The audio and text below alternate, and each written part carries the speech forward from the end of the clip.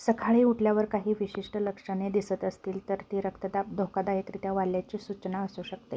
जसं की रक्तदाबाला silent killer म्हटलं जातं, कारण अनेक लोकांना कोणतीही लक्षणं जाणवत नाहीत. त्यामुळे लक्षणावर अवलंबून न राहता BP तपासणं खूप गरजेचं आहे. जर रक्तदाब तुमचा 180 ते 120च्या आसपास राहत असेल तर ही लक्षणे नक्कीच दिसतात. जसं की तीव्र डोकेदुखी, डोक्याच्या मागच्या भागात खूप वेदना होतात, उठल्यानंतर लगेच सुरू होते आणि ही डोकेदुखी वाढते.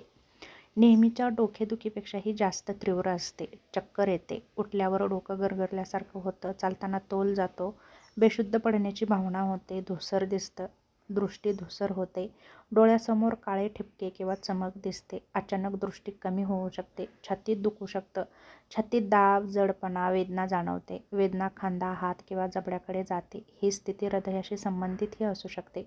श्वास घ्यायला त्रास होतो, उठल्याबरोबर दम लागतो, थोडं चाललं तरी श्वास घ्यायला त्रास होतो, झोपेतून उठलं की धाप लागते, कधीकधी नाकातून रक्तही येऊ शकतं. हे नेहमीच BPमुळे होतं असं नाही, परंतु येऊ शकतं. हृदयाचे ठोके वेगाने वाढतात, धडधड वाढते, हृदय जोरात धडधड असल्याची जाणीव होते, मळमळ आणि उलटी होते. सकाळी कारण नसताना मळमळ होते, तीव्र डोकेदुखीसोबत उलटी होते, चेहरा हातपाय बधीर होतात, एका बाजूला कमजोरी जाणवते, बोलण्यात अडचणी निर्माण होतात, चेहरा वाकडा होतो. ही स्ट्रोकची लक्षणे असू शकतात आणि तातडीची मदतही आवश्यक असते. कधीकधी तीव्र अशक्तपणा जाणवतो, उठल्यावर थकवा जाणवतो, शरीरामध्ये शक्ती नसल्यासारखं वाटतं. सकाळी BP जास्त का असू शकतो तर शरीरातील ताण निर्माण करणाऱ्या हार्मोन्सची सकाळी वाढ होते. म्हणून रात्री BPची औषधे चुकवू नका, जास्त मीठ खाऊ नका, झोप अपुरी घेऊ नका, ताणतणाव कमी करा, धूम्रपान मद्यपान कमी करा, झोपेत जर श्वास थांबत असेल तर नक्कीच डॉक्टरांचा सल्ला घ्या. BP नेहमीच चेक करा, नियमित औषधे घ्या, मीठ कमी खा, दररोज व्यायाम करा, वजन नियंत्रणामध्ये ठेवण्याचा प्रयत्न करा, पुरेशी झोप घ्या, धूम्रपान मद्यपान पूर्णपणे टाळा, आहारामध्ये फळे, भाज्या, कडधान्ये आणि संपूर्ण धान्यांचा समावेश करा.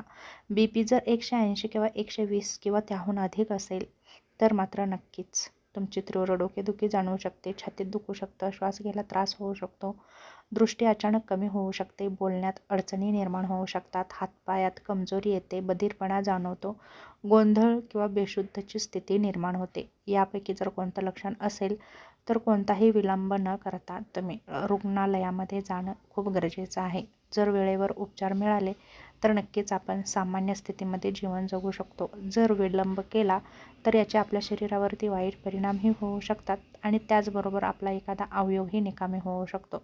तेव्हा दिसणाऱ्या लक्षणांकडे वेळीच लक्ष द्या आणि उपचार घ्या.